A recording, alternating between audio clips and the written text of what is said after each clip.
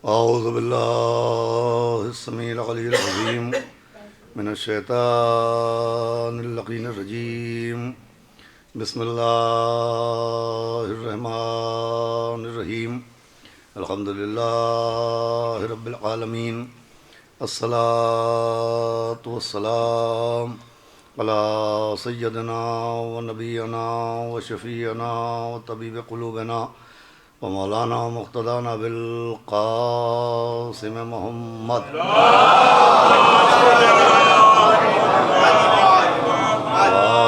आलिहि तय्यबीन अत्ताहिरीन अल-मासूमीन व लअनतुल्लाहि अला अदाइहिम अजमईन मिन यौमिना हाज़ा इला यौमिद्दीन।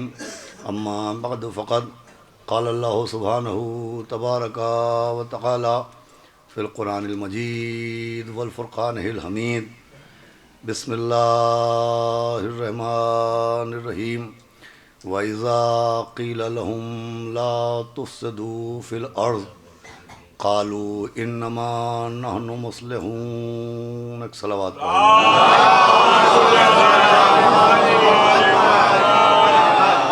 हज़रत गिरामी और रोज़ादारान ने जनाब मासूम आलम सलामुल्लाहि अलैहा आपके सामने इस वक्त की गुफ्तगू के लिए बग़ैर किसी तमहीद के मैंने कुरान मजीद के सूरह बक़रा की जिस आयत करीमा की तिलावत करने का शरफ़ हासिल किया है। ये वो आयत है कि जिसमें खुदावंद आलम ने तमाम मोमिनीन को उनके ईमान के तहफ़्फ़ुज़ के लिए एक कौल मुनाफ़िक़ीन नक़ल किया है। ये उन मुनाफ़िक़ीन का कौल है कि जो मदीने में मौजूद थे और मुसलसल वो मोमिनीन को राह हक़ से हटाने के लिए उनके दिलों में शुकूक व शबहात को पैदा करने के लिए मुख्तलिफ़ किस्म के हीले और मुख्तलिफ़ किस्म के तरीक़े इख्तियार करते थे। और जब इन मुनाफ़िक़ीन से ये कहा जाता था कि आखिर तुम ये हीले और ये मक्कारियाँ और ये अय्यारियाँ और ये मोमिनीन के ख़िलाफ़ साजिशें क्यों करते हो, तो वो जवाब में कहते थे कि इन्नमा नहनु मुस्लिहून, कि हम तो इस्लाह करने वाले हैं। बहुत वाज़े से कुरान की आयत है कि ये कौल मुनाफ़िक़ीन है कि जब उनकी हरकतों की जानिब उनको मुतवज्जे किया जाता था तो वो भी अपनी हरकतों को इस्लाह के लफ्ज़ से ताबीर करते थे कि हम तो इस्लाह करने वाले। सलावत पढ़े मोहम्मद व आले मोहम्मद।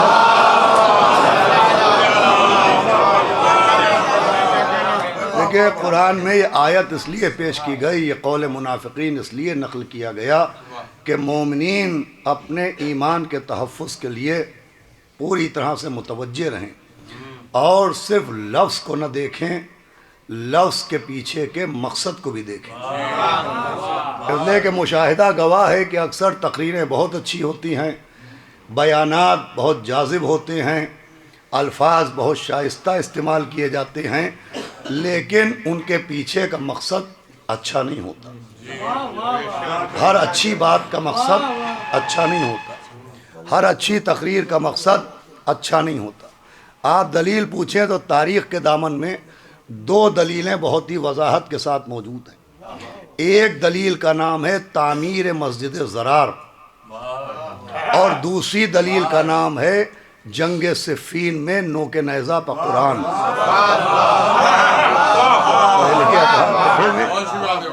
दूसरी दलील है जंग सिफ़ीन में नोके नेज़ा पर कुरान।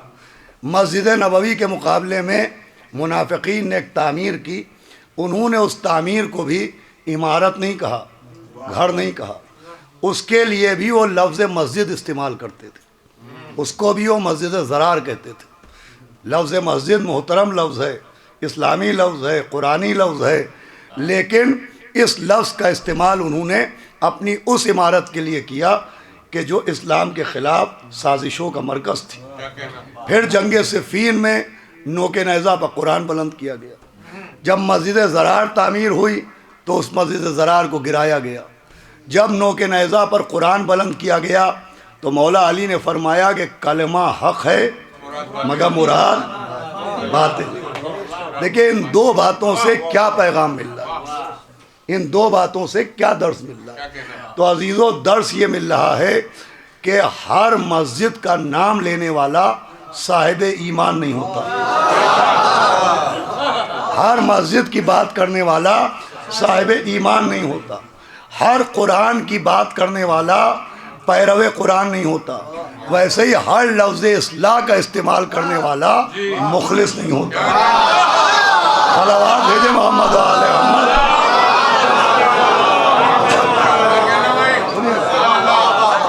भाई ये लफ्ज़ इस्लाह कुरान बता रहा है कि मुनाफिकीन वइज़ा क़ील लहुम, जब उनसे कहा जाता था ला तुफ़सिदू फ़िल अर्ज़, कि तुम ज़मीन पर फसाद क्यों बर्पा कर रहे हो, ये क्यों इख्तिलाफात पैदा कर रहे हो, तो कहते थे क़ालू इन्नमा नहनु मुस्लिहून, कि हम भी इस्लाह करने वाले हैं। देखिए, लफ्ज़ इस्लाह सिर्फ़ एक लफ्ज़ नहीं है, लफ्ज़ इस्लाह एक ज़रूरत है।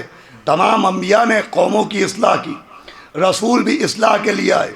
खुद मौला हुसैन जो करबला के लिए निकले तो आपने भी ऐलान फरमाया कि मैं उम्मत की इस्लाह के लिए निकल रहा हूँ। ये इस्लाह एक बहुत अहम लफ्ज़ है, मगर इस्लाह के साथ साथ अपने दिमाग के दरवाज़ों को खोले रहना चाहिए और इस बात पर गौर करना चाहिए कि मकसद इस्लाह क्या है।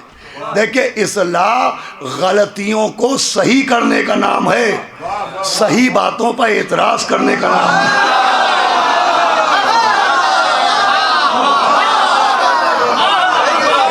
भेजे मोहम्मद वाले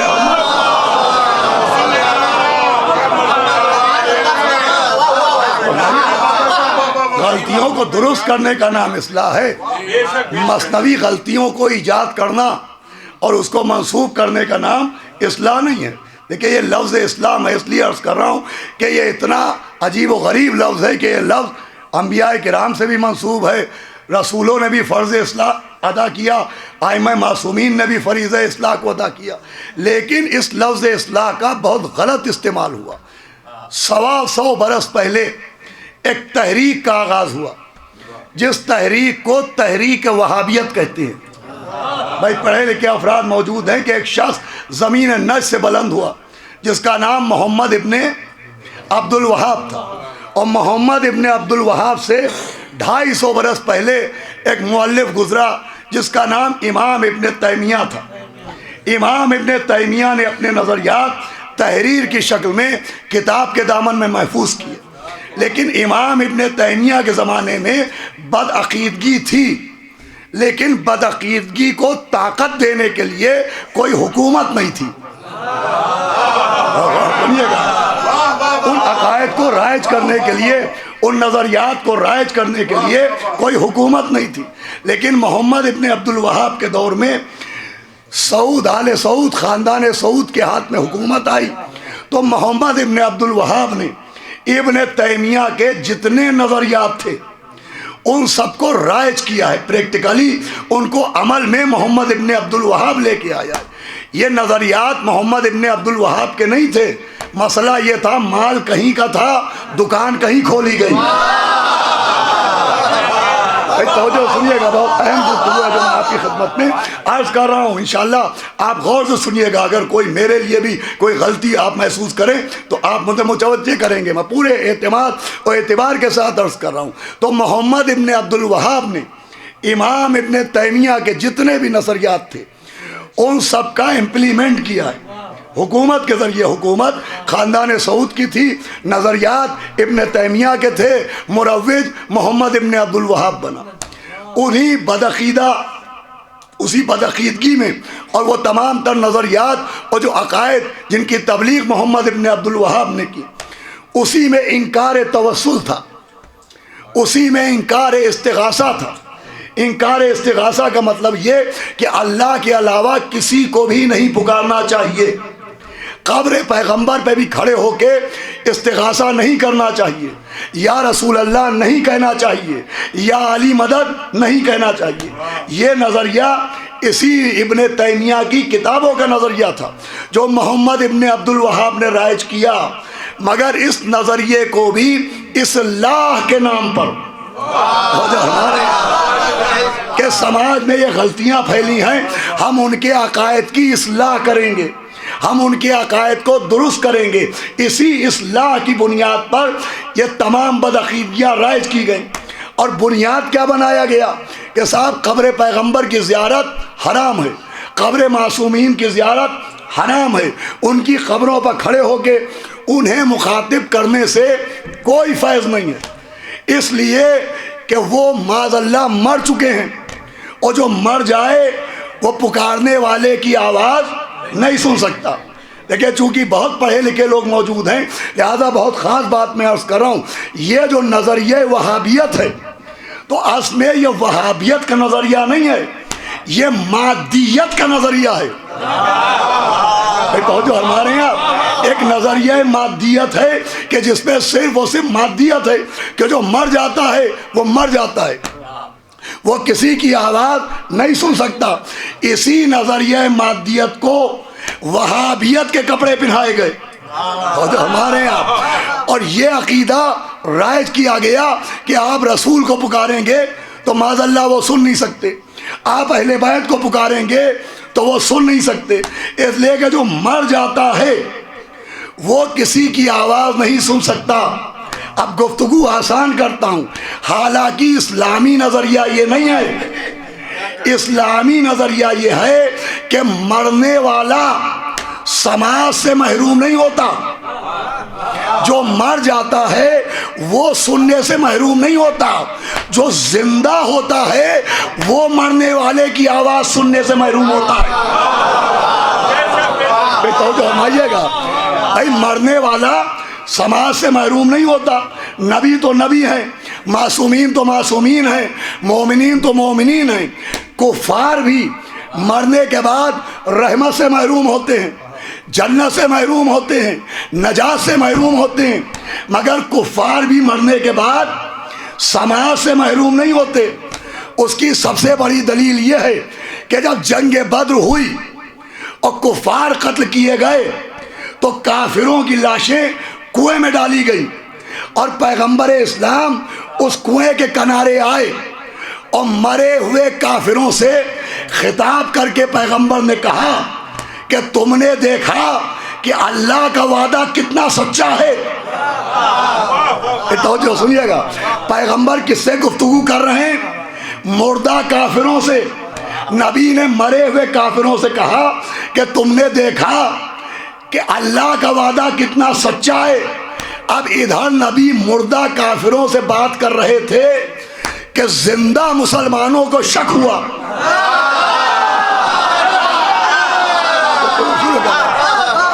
और उन्होंने नबी से पूछा कि या नबी अल्लाह क्या ये भी सुनते हैं? तो नबी ने कहा ये तुमसे ज्यादा सुनते हैं। सलावत भेजे अहमद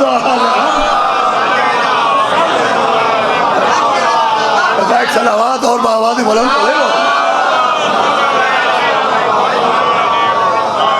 बड़ी अहम गुफ्तगू है, बदतमीज तमाम हुई। नबी ने कहा ये तुमसे ज्यादा सुनते हैं। कौन? मुर्दा काफिर। किससे कहा? जिंदा मुसलमानों से। इसका मतलब जंग बद्र में जिंदा मुसलमान मुर्दा काफिरों से कम सुनते थे। जंग बद्र में जिंदा मुसलमान मुर्दा काफिरों से कम सुनते थे, इतना कम सुनते थे कि जिस नबी की आवाज़ जंग बद्र में मुर्दा काफिरों ने सुन ली वो उहद में पुकारता रहा और जिंदा मुसलमानों ने ऐसा आवाज भेजे मोहम्मद।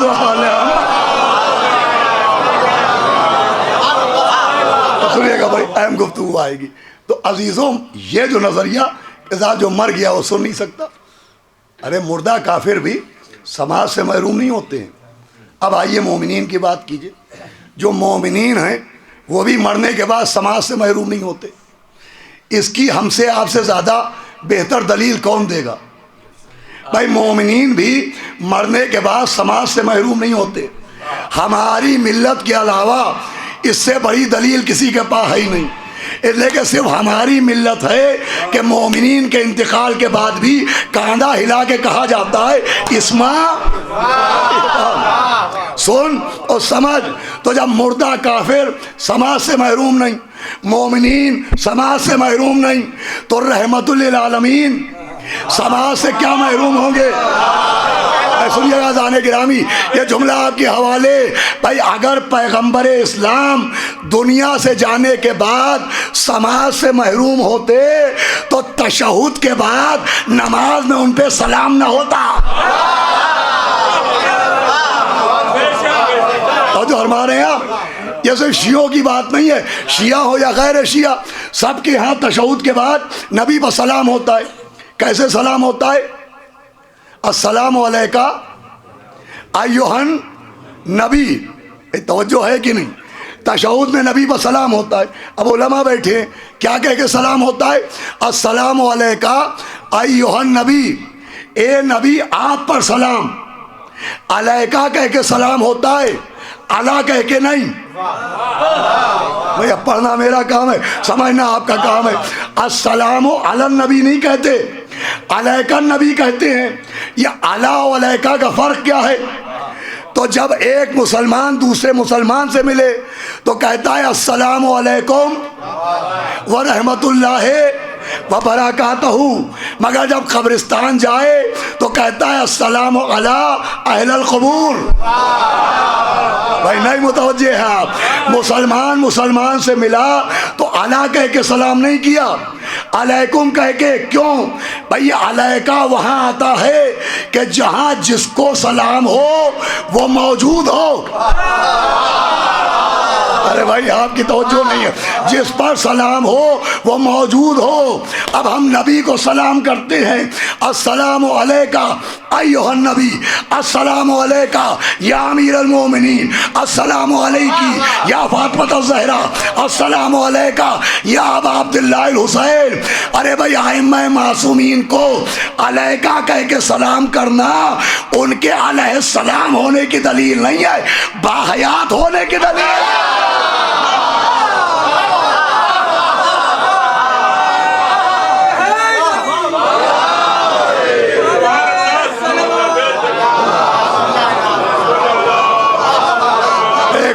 जरा और बाबा दे बरस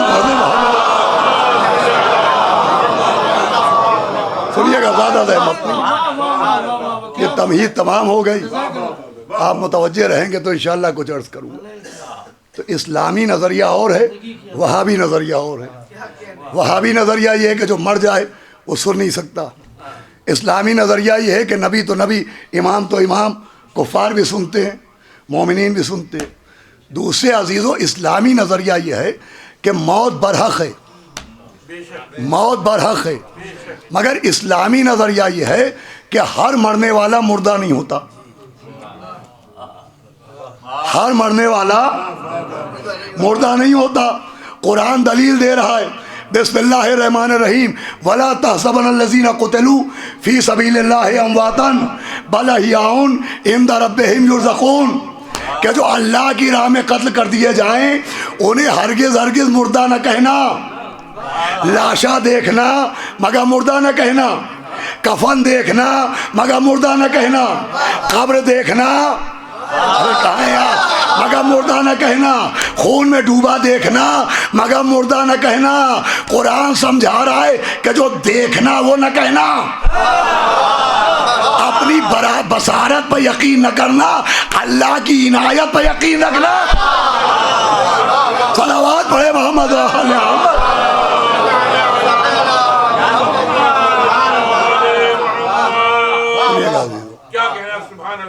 इस्लामी नज़रिया क्या है कि हर मरने वाला मुर्दा नहीं होता। कुरान दो दो जगह कह रहा है कि जो अल्लाह की राह में कत्ल कर दिए जाएं, एक जगह कहा उन्हें मुर्दा न कहना, वो एक जगह कहा उन्हें मुर्दा न समझना। कहने का ताल्लुक़ ज़बान से है, समझने का ताल्लुक़ दिमाग से है। का ना ज़बान से कहना ना जहन से समझना। अब मैं आपसे पूछता हूँ कि हम पर आप पर भी तो ये कानून कुरान आयद है। जब रोज़ महशर हमसे पूछा जाएगा कि तुमने मौला अली को मुर्दा तो नहीं समझा, तुमने जनाब अब्बास को ज़िंदा समझा कि नहीं समझा, बताइए क्या दलील दीजिएगा। का साहब हम कहेंगे हम उन्हें ज़िंदा कहते थे, आवाज़ आएगी सिर्फ कहने की बात तो है नहीं। मुतवज्जो होइएगा, बात समझने की है। क्या दलील है कि हम मौला अली को ज़िंदा समझते हैं? तो मैं पूछता हूँ क्या दलील है कि मैं अब्बास इरशाद आप मुझे जिंदा समझते हैं। भाई मैं जिंदा हूं कि मुर्दा? जिंदा हूं, जिंदा है। क्या दलील है कि अगर आपको जिंदा ना समझते तो मजलिस पढ़ने के लिए क्यों बुलाते? तो जो जाकिर को जिंदा समझता है वो मजलिस के लिए बुलाता है, जो मौला को जिंदा समझता है वो मदद के लिए बुलाता है।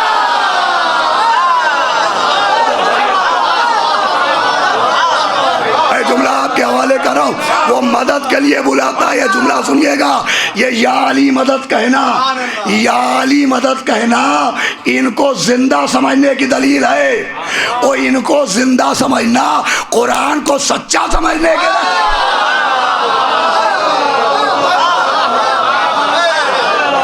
सलावत भेजो मोहम्मद वाले मोहम्मद।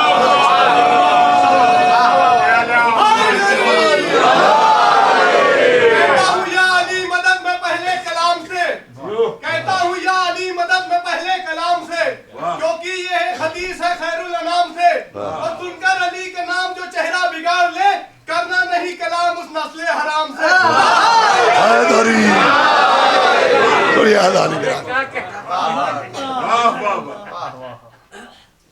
शहीद जिंदा होता है, उसे शहीद कहा जाता है।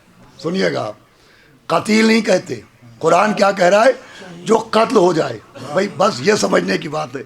ये सारी तैयारी और ये आपको मुतवज्जे किया इस बात के लिए, उसे कतील नहीं कहते हैं। साहिबान ज़बान बैठे हुए, अल्लाह की राह में कत्ल होने वाले को कतील नहीं कहते हैं, शहीद कहते हैं।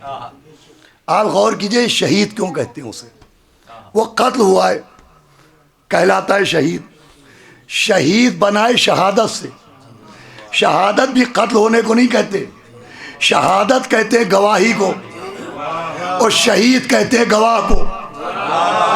मुतवज्जे होइएगा, गवाही को कहते हैं शहादत, गवाह को कहते हैं शहीद। जो गवाह दे, गवाही दे, उसे शहीद कहते हैं। और नमाज में जहां गवाही दी जाए उसे तशहुद कहते हैं। मुतवज्जे होइएगा, बहुत खास बात है। गवाही को कहते हैं शहादत, और गवाह को कहते हैं शहीद। नमाज में जहां गवाहियां दी जाए उसे क्या कहते हैं? तशहुद। तो ये इसे गवाह क्यों कहते हैं? इसे कहना चाहिए कतील। इसके लिए लफ्ज़ शहीद क्यों आता है? तो लफ्ज़ शहीद इसलिए आता है कि जो अल्लाह की राह में कत्ल हो जाता है तो उसका कत्ल होना गवाही है कि वो ईमान पर मरा। देखिए, अगर ये ना समझे आप तो मेरी सारी मेहनत हकारत हो जाएगी। भाई ये प्रैक्टिकली गवाही है, वो अमलन गवाही दे के जाता है कि वो साहिब ईमान है। तो ये जो अल्लाह की राह में कत्ल होने वाला शहीद कहलाता है, ये इसलिए कि ये अपने ईमान का गवाह होता है। इस तरह से तवज्जो की बात है, ये अपने ईमान का गवाह होता है।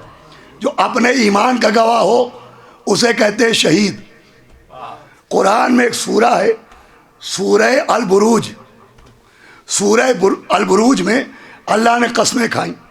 पहली कसम है बिस्मिल्लाहिर्रहमानिर्रहीम, वस्समाए ज़ातिल बुरूज, बुर्जों वाले आसमान की कसम। दूसरी कसम है वल यौमिल मऊद, वादा किए हुए दिन की कसम। तीसरी कसम है वह शाहिदों व मशहूद, के शाहिद की कसम और मशहूद की कसम। खुदा के लिए आप बेदार होकर सुनिएगा, शाहिद की कसम और मशहूद की कसम।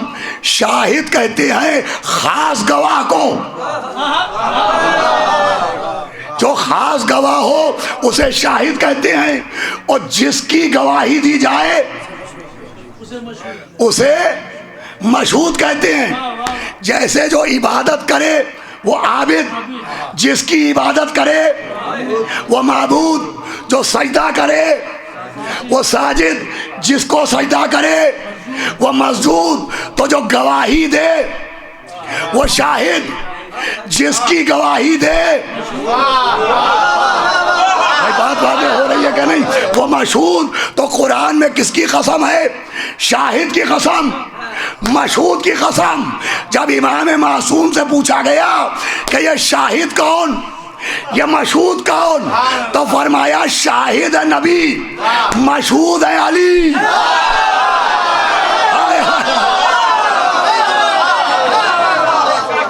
पूरी तवज्जो सुनिएगा, शाहिद नबी हैं, मशहूद कौन? अली। जो गवाही दे वो शाहिद, जिसकी गवाही दी जाए वो मशहूद। नबी है शाहिद, मगर हर एक के नहीं, अली के शाहिद।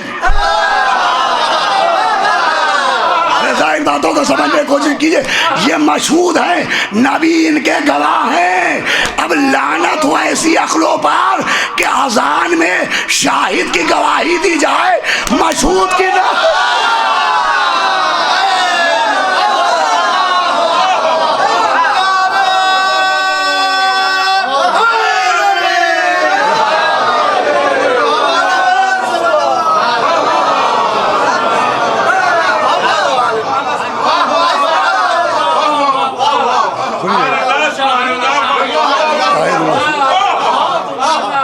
शाहिद कौन?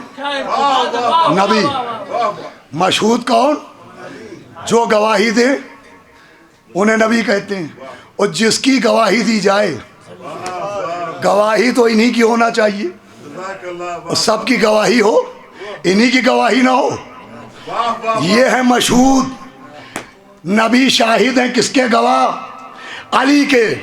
शहीद कौन? जो अपने ईमान का गवाह, वो नहीं मरता। मुझे कहने दीजिए, जो अपने ईमान का गवाह है, जब उसे मौत नहीं आती तो जो कुल्ले ईमान का गवाह। सलावत पढ़े मोहम्मद वाले मोहम्मद।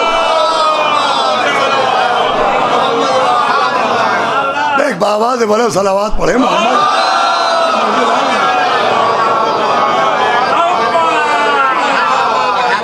आखिरी मंजिलों में देखिए, जरा थोड़ी सी वजनी गुफ्तगू का मैंने इंतखाब किया, लेकिन इतनी भी वजनी नहीं है कि समात के पत्ते दबी के रह जाए।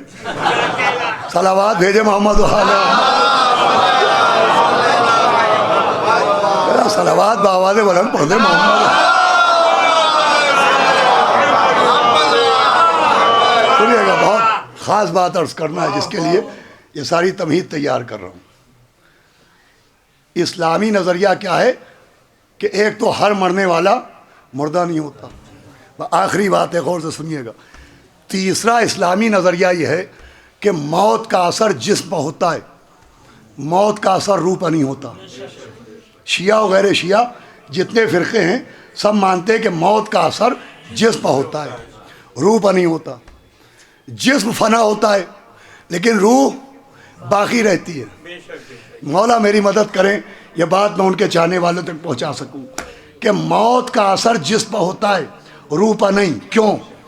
इसलिए कि जिस्म का ताल्लुक है खल्क से। भाई लफ्ज़ पहुंचा आप तक? जिस्म का ताल्लुक है खल्क से और रूह का ताल्लुक है अम्र से।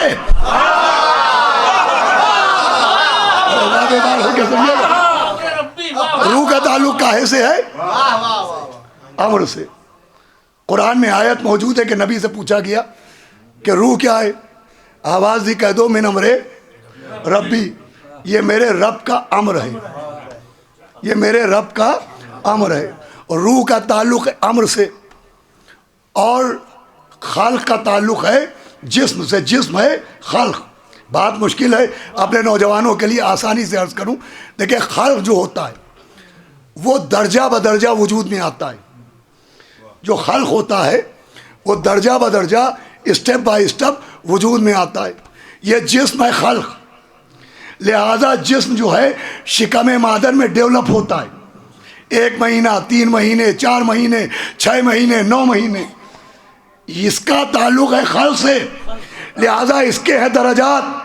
कुरान ऐलान कर रहा है बिस्मिल्लाहिर्रहमानिर्रहीम, लक़द खलक़नल इंसाना मिन तुराबिन, कि हमने इंसान को तुराब से खल्क किया। सोम्मा मिन नुतफतिन, फिर यह नुतफा बना, सोम्मा मिन अलकतिन, फिर यह जमा व खून बना, सोम्मा मिन मुस्खतिन, फिर यह गोश्त का लोथड़ा बना। ये क्या है? खल्क। खल्क जो है वो स्टेप बाय स्टेप डेवलप हो रहा है। पहले तुराब, फिर नुतफा, फिर अलका, फिर मुस्खा। ये भी अजीब बात है कि जिस्म की भी 4 मंजिलें हैं, मगर तुराब चौथे पर नहीं है।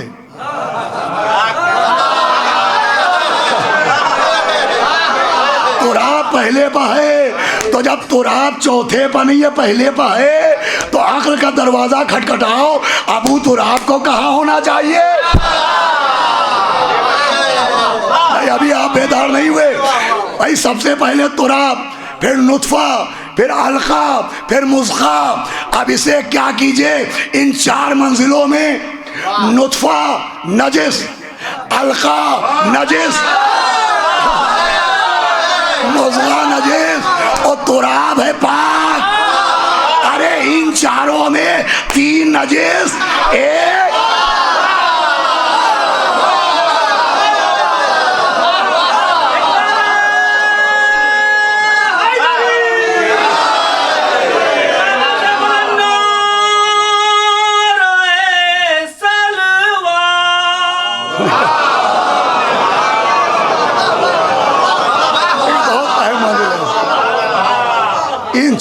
इन चारों में मैं इन चारों की बात कर रहा हूं।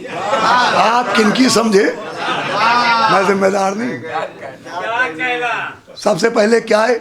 जिस्म खल्क है। इसमें सबसे पहले तुराब। तुराब किसे कहते हैं? मट्टी को। मट्टी को तुराब भी कहते हैं, लेकिन तुराब ही नहीं कहते। मट्टी के उलमा बैठे हैं, पढ़े लिखे अफराद बैठे हैं, डॉक्टर साहब बैठे हैं। मट्टी के और भी नाम हैं अरबी में। मट्टी का एक नाम है तीन। कुंतो नबीयन, नबी ने फरमाया आदमा बैनल माए व तीन। देखिए आप बोल तो ज़रूर रहे होंगे, लेकिन मुझे अपने पर शक है कहीं मैं ऊंचा तो नहीं सुनने लगा हूँ। सलावत पढ़े मोहम्मद वाले।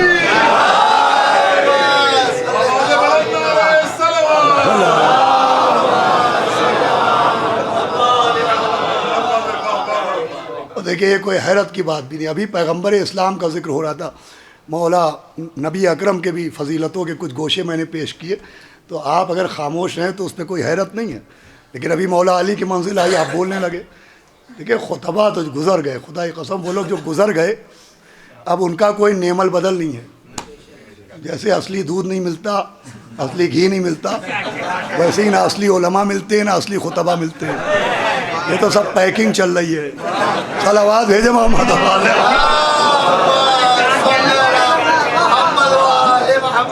वो लोग आइकॉन थे, खुदा की कसम। खिताबत की दुनिया में एक बड़ा मशहूर नाम है सैयद मोहम्मद देहलवी अलैहि मकाम। खतीब आज़म का लक़ब था सैयद मोहम्मद देहलवी अलैहि मकाम। जितने अफराद बैठे हैं शायद सब की विलादत से पहले उनकी खिताबत के झंडे पूरे हिंदुस्तान में लहराते थे। वो एक बात पढ़ते थे, जी चाह रहा है वो दोहरा दूँ। वो जब बम्बई अशरा पढ़ने गए तो उन्होंने पढ़ा कि साहब एक बात देखने को आती है कि जब नबी के फ़ज़ाइल होते तो मजमा खामोश बैठा रहता है, और जब मौला अली का जिक्र होता है तो मजमा बेचैन होकर नारे लगाने लगता है। वो कहा ये राज मुझे बम्बई में समझ में आया कि जब बम्बई आया और समंदर को देखा तो समंदर दिन में एकदम खामोश नज़र आया, सारी मौजें सर झुकाए। लेकिन जैसे ही रात आई समंदर में एक तलातुम बर्पा हो गया, मौजें सर उठाने लगी। का वजह क्या? का दिन में सूरज चमक रहा था, आफताब के एहतराम में मौजें सर झुकाए रहीं।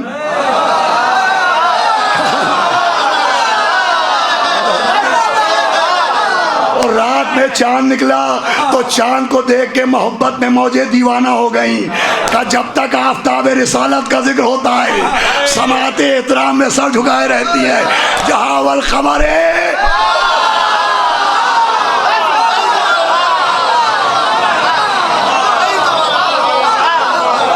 सलावत पढ़े मोहम्मद वाले मोहम्मद।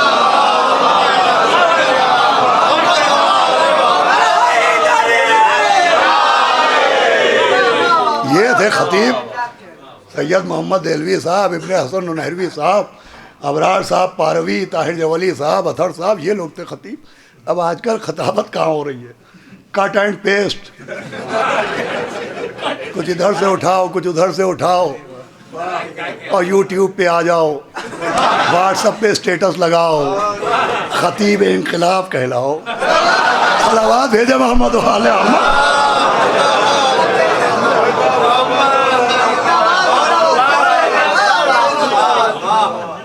वो थे वो लोग, वो उलमा भी और वो खुतबा भी, अल्लाह उनके दर्जात को बुलंद करे और उनकी खिदमत को भी क्या समझिए। आज तो हम जैसे 2 टके के आदमी को भी लोग बाई हर बुलाते हैं।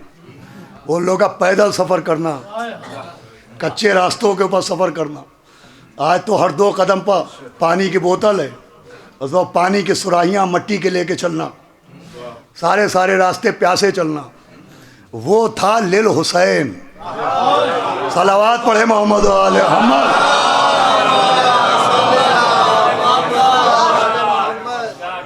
यहाँ तो ज़रा सी दाद नहीं मिली तो गुस्सा आ गए, कोई उठ के चला गया तो भिन्न आ गए। तो बहरहाल मैं क्या अर्ज़ कर रहा था कि तुराब, मट्टी को तुराब भी कहते हैं, लेकिन मट्टी का एक नाम है तीन, मट्टी को तीन भी कहते हैं। मट्टी का एक नाम है हमा, मट्टी का एक नाम है सलसाल। ये सारे नाम आपको हदीसों में भी और कुरान में मिलेंगे। अब ये तीन किस मट्टी को कहते हैं? तो जिस मट्टी में पानी मिल जाए वो तीन कहलाती है, और गीली मट्टी इसमें किसी शय को चिपकाने की सलाहियत पैदा हो जाए यह हमा कहलाती है। और यही मट्टी धूप में सुखाई जाए या आग में पकाई जाए और खनखनाने की आवाज़ आए तो खनखनाती हुई मट्टी को बेकार भाई सलसाल कहते हैं। मट्टियों की किस्में हैं, जिसमें पानी की मिलावट हो वो तीन, जिसमें चिकनाई मिल जाए वो हमा, जिसमें आग या धूप मिल जाए वो सलसाल, और जिसमें कोई मिलावट ना हो वो तुराब।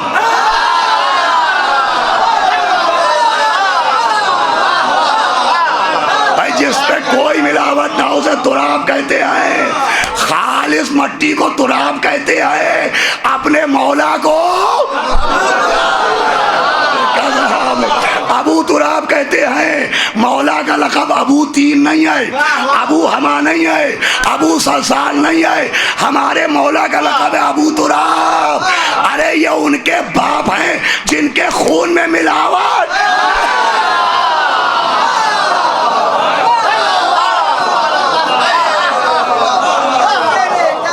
एक सलावत पढ़ दे मोहम्मद वाले मोहम्मद। सुने अपने वक्त के अंदर गुफ्तगू तो ये क्या है? ये है खल्क। बस मंजिल आ रही है जिसके लिए इंशाअल्लाह बुजुर्ग दुआ दे के उठेंगे और नौजवान दाद दे के उठेंगे। ये है खल्क। खल्क क्या है? जो स्टेप बाय स्टेप, पहले कुछ हो फिर कुछ और हो फिर कुछ और हो फिर कुछ और हो। मगर रूह क्या है? अम्र है। और रूह में कैफियतें नहीं होती। जिसमें मादियत शामिल हो वो खल्क है, और जो कुन फयकून का नतीजा हो वो क्या है? अम्र है। रूह अम्र है। तो जो फरमाइएगा, और रूह को कहते हैं अम्र। अब दो दुनियाएं हैं, एक आलम अरवाह, एक आलम अजसाम। जिस्म बाद में मिलता है, रूहें पहले बना दी गई। तो जो जिस्मों से पहले हो वो अम्र है, जो जिस्मों से पहले हो वो खल्क नहीं अम्र है। तो जिनका नूर सबसे पहले हो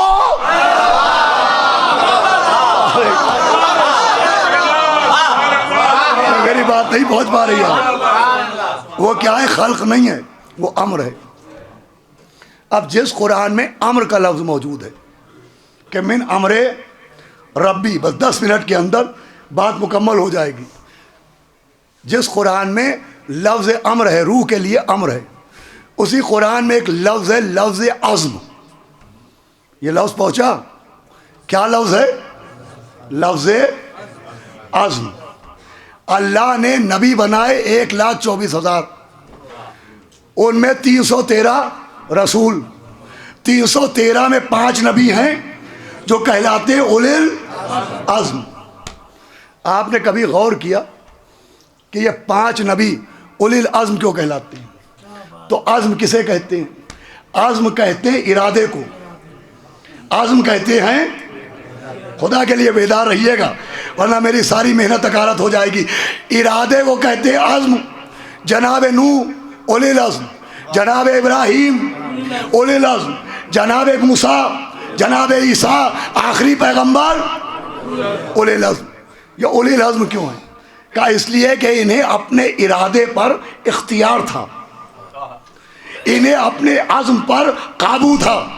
ज़माना कैसे ही गुजरा, इनका इरादा नहीं बदला, इन्हें अपने इरादे पर था इख्तियार, इन्हें अज़्म पर इख्तियार था।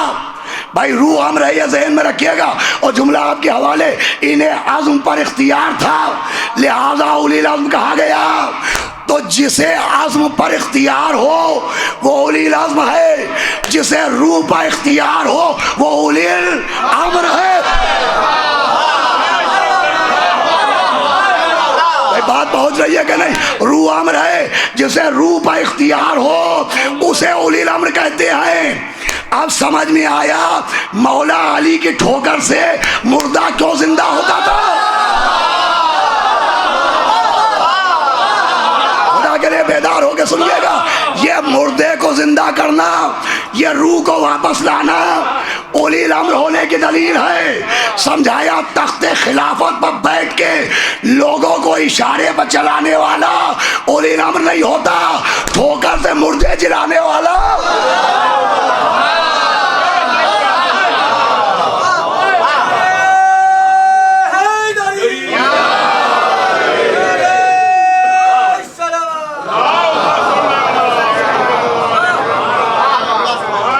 अभी बात कहाँ मुकम्मल हुई? अगर ये समझ गए तो मेरी मेहनत स्वारत हो जाएगी। मौला अली क्या है? उलिल अम्र।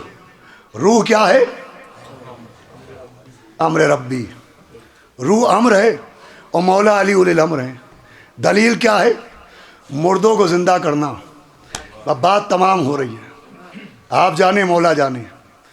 मौला अली उलिल अम्र हैं, ये भी साबित है, और रूह अम्र है, ये भी साबित है। वो मुर्दा जिस्मों में रूहों को वापस बुलाते थे, ये भी साबित है। और नबी ने कहा, ए अली, अगर आप ना होते तो कोई फातिमा का कुफो ना होता। तवज्जो सुनिएगा, आप ना होते तो कोई फातिमा का कुफो ना होता। बीबी फातिमा कौन है? अली की कुफो, अली के बराबर। जो अली का रुतबा वो सैयदा का रुतबा। सैयदा और मौला अली बराबर हैं। अली हैं उलिल अम्र। उलिल अम्र का मतलब रूहों पर, हाय हाय जरा सा बेदार हो जाइए। मौला अली उलिल अम्र हैं, इन्हें रूहों पर इख्तियार है और इनकी हम पल्ला है सैयदा। अब समझिए सैयदा यहूदी के घर शादी में क्यों गई?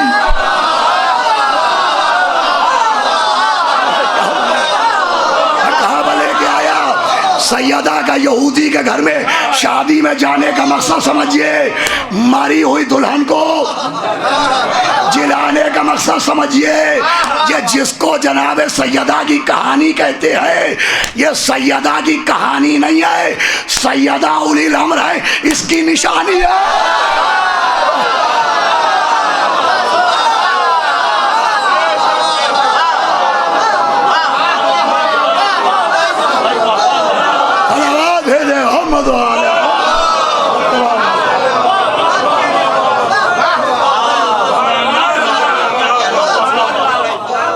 सलावत और पढ़ दे मोहम्मद। और क्या ये जनाब सैयदा की कहानी, जनाब सैयदा के उलिल अम्र होने की निशानी है। क्या कहना। इस्लाह के नाम पर जिसका मजाक उड़ाया जाता है कि साहब कहानी किस्सों में क्या रखा है। तो ठीक, अगर कहानी कहने से इसे हटा रहे हैं तो किस्सा कहने से वाकई यूसुफ हटाइए। सलावत पढ़े मोहम्मद वाले मोहम्मद। वो तो एहसानुल कसस कहलाता है। ये उनके साहिब अम्र होने की दलील है। रूह अम्र है, वो मालिक अम्र हैं, वो मुख्तार अम्र हैं। ये वाक़या मोजज़ा है कि यहूदी आया और कहा कि बीबी मेरी बेटी की शादी है, तशरीफ़ लाइएगा। फरमाया मेरे बाबा और शौहर से इजाज़त ले आ तो मैं आऊँ। औरतों को घर से निकलने का कानून समझाया।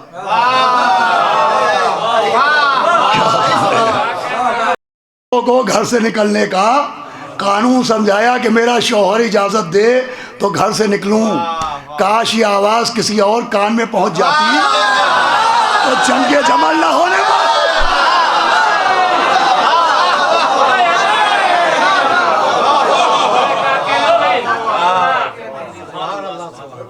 का इजाज़त ले आई। इजाज़त आई, आप चली। नूर देख के यहूदी औरतें बेहोश हो गई। कहा साहब यहूदी औरतें बेहोश क्यों हो गई? यहूदी थी इसलिए बेहोश हो गई। यहूदी थी इसलिए बेहोश हो गई। यहूदी कहते जनाब मूसा के उम्मती को। अरे जब मूसा कोहे तूर पर नूर बर्दाश्त न कर पाए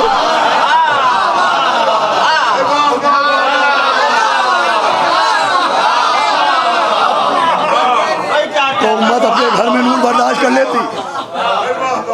और पता चला दुल्हन मर गई। आपने मुसल्ला बिछाया, आपने नमाज पढ़ी। मैं कहूँगा ये बीबी आप उसके बराबर हैं जो ठोकर से मुर्दा जिंदा करते हैं। आप भी ठोकर लगाती और दुल्हन जिंदा हो जाती। ये आपने नमाज क्यों पढ़ी है? आवाज़ आएगी नादान, ये किसी मुसलमान का घर नहीं है।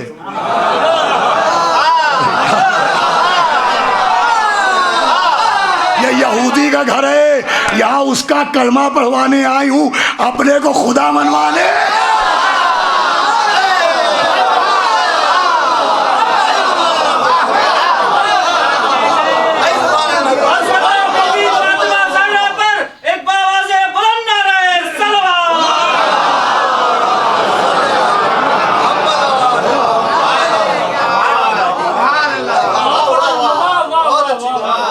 आपने नमाज पढ़ी और दुल्हन कलमा पढ़ती हुई जिंदा हुई।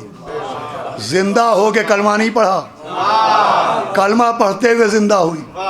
जिंदा हो के कलमा नहीं पढ़ा। ऐसा नहीं हुआ हो कि उठी हो कि मुझे क्या हो गया था, तुम लोग क्यों मुझे घेरे हुए हो। वो औरतों ने बताओ कि तुम मर गई थी। तो मैं जिंदा कैसे हुई? कहीं बीबी ने नमाज पढ़ी, तुम जिंदा हो गई। उसने कहा शहजादी मुझे कलमा पढ़वाइए। वह आखिरी जुमला गुफ्तगू तमाम। ऐसा कुछ नहीं हुआ। वो कलमा पढ़ते हुए उठी। जिंदा हो के कलमा नहीं पढ़ा, कलमा पढ़ते हुए जिंदा हुई। सलाम मालिक मुख्तार आलम अम्र पर।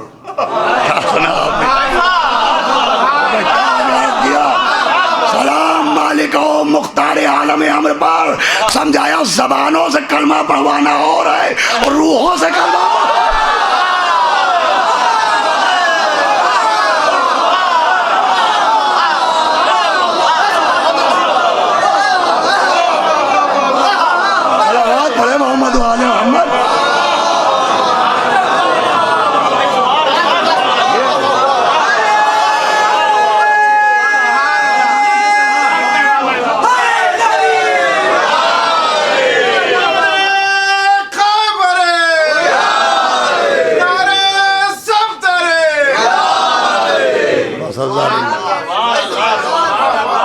ये मोजज़ात हैं, ये इनकी मारिफत का जरिया हैं कि आलम असाम से पहले आलम अरवा है, आलम अरवा से पहले आलम अनवार है। इनका ताल्लुक़ आलम अम्र से है, इनका ताल्लुक़ आलम नूर से है। इनके लिए मौत नहीं है, जो आदम के बाद है उसके लिए मौत है। जो आदम से पहले हों उनके लिए मौत नहीं है, ये आदम से पहले हैं। किताब का नाम है फ़ज़ाइलुज़ ज़हरा और लिखने वाले आगाए तक़िए मुक़द्दम। ईरान की किताब है, फ़ारसी की उर्दू में तर्जुमा है। बहुत ज़ख़ीम किताब है, लोगों के पास मौजूद है, हमारे पास भी है। उसमें वाक़या लिखा है कि जब जनाब आदम को मलाइका ने सजदा किया और जनाब आदम ने फ़ख्र से जनाब हव्वा से कहा कि कौन है मेरा जैसा कि मुझे फ़रिश्ते सजदा कर रहे थे। तो जिब्रील आए और कहा कि आइए, हुक्म खुदा ये है कि एक और जन्नत की ज़ियारत कीजिए। जन्नतें ही बहुत सी है, जन्नतुल फिरदौस ले गए। एक महल के सामने रुके और जिब्रील ने कहा अल्लाह का हुक्म है, इसके अंदर जाइए। आदम ने पूछा इसमें कौन रहता है? जिब्रील ने कहा मेरी मंजिल भी दर है, घर नहीं है।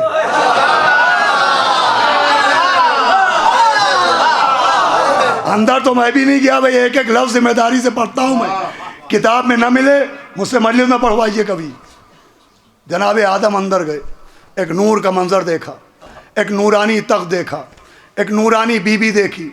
नूर इतना था कि किताब का रवायत का जुमला है कि आदम को गुमान हुआ कि कहीं यही तो खुदा नहीं है।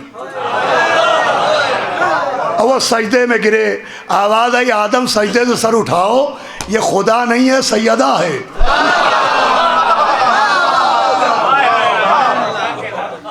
आदम ने देखा सर पर ताज, गले में हार, कानों में बुंदे, कपालने वाले इनके सर पे ताज कैसा?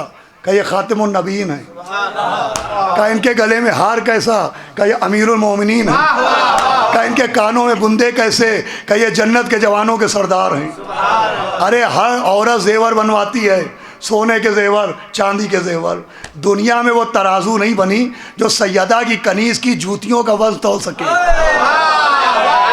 सुनिए आप, हर औरत जेवरात बनवाती है, कोई सोने के, कोई चांदी के। जिसके जेवर रिसालत और इमामत से बनते हो उसे फातिमा कहते हैं।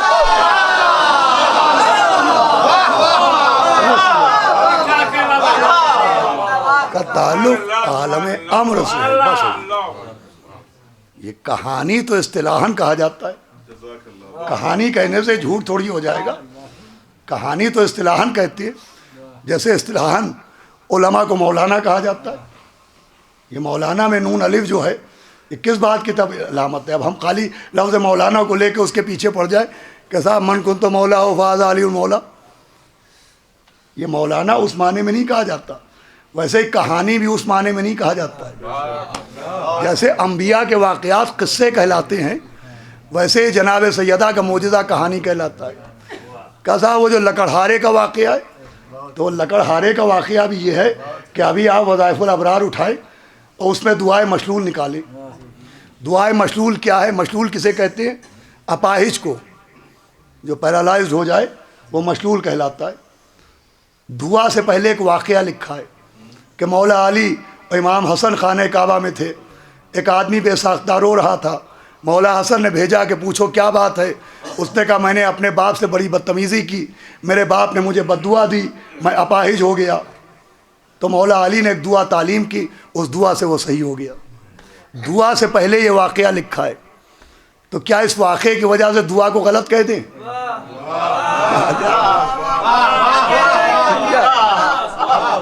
क्या हम कहें कि साहब मौला अली की दुआ गलत है, दुआए मशलूल गलत है?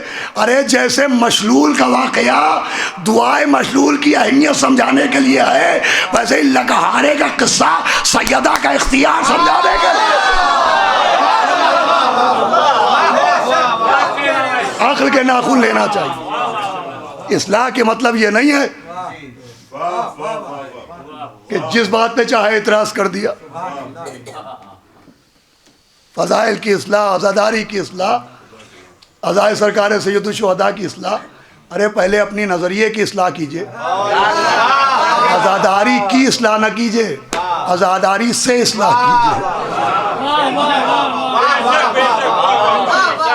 मैं आपसे अर्ज़ कर रहा हूँ, दुश्मन बढ़ जाए तो मुझे डर नहीं,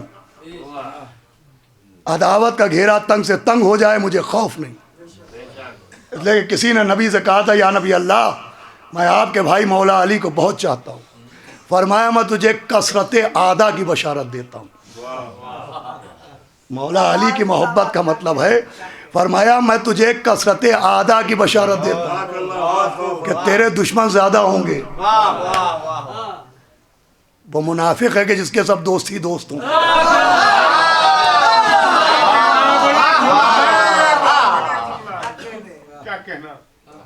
ये इस्लाह, ये मुनाफिकीन का भी हरबा था। यही इस्लाह तहरीक वहाबियत का भी हरबा था। और ये जो हराम को पैगंबर के बाद हलाल किया गया, हलाल को हराम किया गया, हक़ अहले बैत गस्ब किया गया, ये भी इसी इस्लाह के बहाने। वो जो सकीफ़ा में गए थे वहाँ भी यही बात थी कि हम इस्लाह करेंगे, वरना अगर न चुनेंगे तो मिल्लत में खलफिशार पैदा हो जाएगा। अजीज़ों, ये सारे मजालिम भी इस्लाह की बुनियाद पर किए गए। वो भी अपने को मुस्लिहीन कहते थे जिन्होंने सैयदा पर जलता हुआ दरवाज़ा गिराया। वो भी अपने को मुस्लिहीन कहते थे जिन्होंने मोहसिन को मार डाला, मौला अली के गले में रस्सी बांधी। बस अजीज़ों, आपकी आवाज़ें बुलंद होने लगी।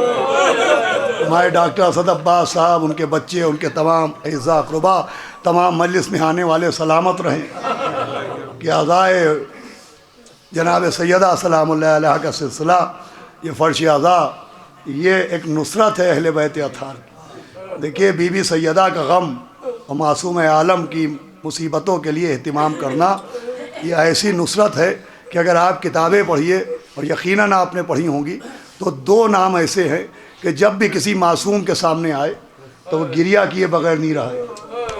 एक मौला हुसैन बेकस का नाम कि दिल की जीनत दर्द हुसैनी, सर की जीनत पाए हुसैन, आँख की जीनत खालिस आंसू, लब की जीनत हाय हुसैन। और दूसरे मासूम आलम का नाम, छठे इमाम के पास एक शख्स आया, उसने आके कहा कि हज़रत, मेरे घर में बेटी की विलादत हुई है, फरमाया अल्लाह तुझे बेटी मुबारक करे। देखिए, बेटी के सिलसिले में मासूमीन ने बहुत मुतवज्जे किया है। मौला अली के पास एक शख्स आया था, उसने कहा था या अली दुआ कर दीजिए कि अल्लाह मुझे एक बेटा दे। फरमाया इंशाअल्लाह बेटा मिलेगा, लेकिन बेटी की भी दुआ मांगा करो। उसने कहा या अली बेटी पर इतना ज़ोर क्यों दिया? फरमाया बेटियां बाप के जनाजे की जीनत होती हैं। मतलब ये जब बाप मर जाता है और घर से जनाजा निकलने लगता है और बेटियां जनाजे से लिपट के चीख चीख के रोती हैं, तो ये जनाजे की जीनत कहलाता है। या अली फरियाद, करबला में एक कानून बदल दिया गया, बाप बेटी तो मौजूद है मगर बाप पर रोने नहीं दिया जाता। 5-6 मिनट अमल तमाम हो। तो उस शख्स ने कहा कि हज़रत मेरे घर में बेटी की विलादत हुई। तो कहा अल्लाह तुझे बेटी मुबारक करे, तूने क्या नाम रखा है? तो कहा आका मैंने अपनी बेटी का नाम आपकी दादी के नाम पे फातिमा रखा। ये सुनना था कि इमाम की आंखों से आंसू बहे। क्या हज़रत रोने का सबब, क्या ये नाम रख के मैंने कोई गैर मुनासिब काम किया? कहा नहीं, इस नाम से बेहतर क्या नाम होगा? कहा आप रो क्यों रहे? कहा मुझे अपनी दादी का मरसिया याद आ रहा है, वो जलता हुआ दरवाज़ा, वो दुश्मनों का मजमा, वो आग के शोले, वो दरवाजे का सैयदा पे गिराया जाना और सैयदा का आवाज़ देना, अरे फिजा मदद को आओ। का बीबी खैरियत, का खैरियत का मेरा मोहसिन मार डाला गया।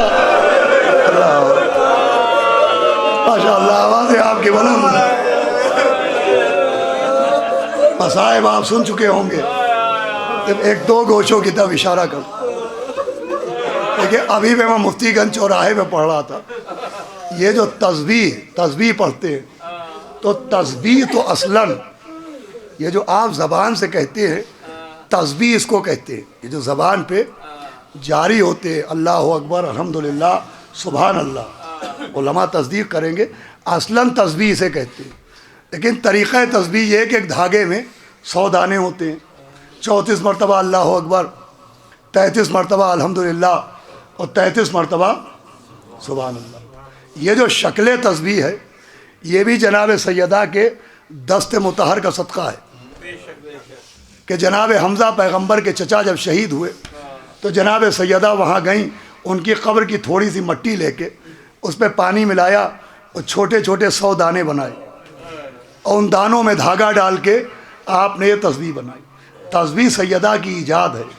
अजीज़ों, अगर एहसास हो जाए तो रोने को बहुत होगा कि जिसके हाथों ने तस्बीह तैयार की, फिजा कहती है जब से दरवाज़ा गिराया गया वो दाहिने हाथ से तस्बीह नहीं पढ़ पाए।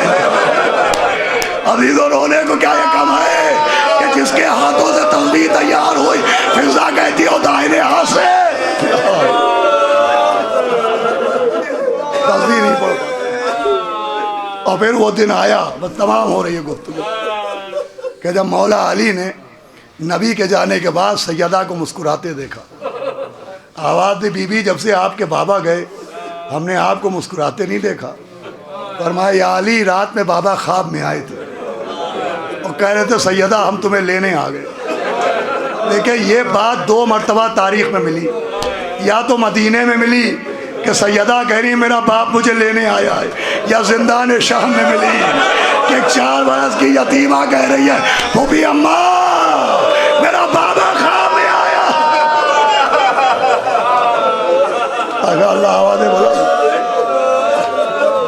वसीयतें की कि या अली देखो फुला फुला को मेरे जनाजे में ना आने देना, और देखो उनकी बेटियां भी सियासतन ताज़ियत के लिए आना चाहेंगी, ये भी किताबों में जुमले हैं। कहा उनकी मलून बेटियों को भी आने ना देना। मैं अपने बाबा से शिकायत करूंगी कि मेरे सामने मेरे अम्मा पर एतराज़ होता है, अल्लाह मेरी माँ की शान में गुस्ताखियाँ की जाती। अब कहा या अली देखो मेरे बच्चों का यकीनन ख्याल रखते हो, लेकिन एक बात का ध्यान रखना, वो बात यह है कि मेरे हुसैन को प्यास बहुत लगती है। अजीज़ों 5 मिनट में मजलिस तमाम हो जाएगी। कहा मेरा हुसैन कसीरुल अतश है, मैं रोज़ उसके सिरहाने पानी रख देती हूँ ताकि अगर सोते में भी हुसैन को प्यास लगे तो पानी मिल जाए। कहा या अली देखो हुसैन के सिरहाने पानी ज़रूर रखना। मैं कहूँगा बीबी ये मदीना है, अरे दा करबला आइए सूखी रगे कौन खंजर से काटी।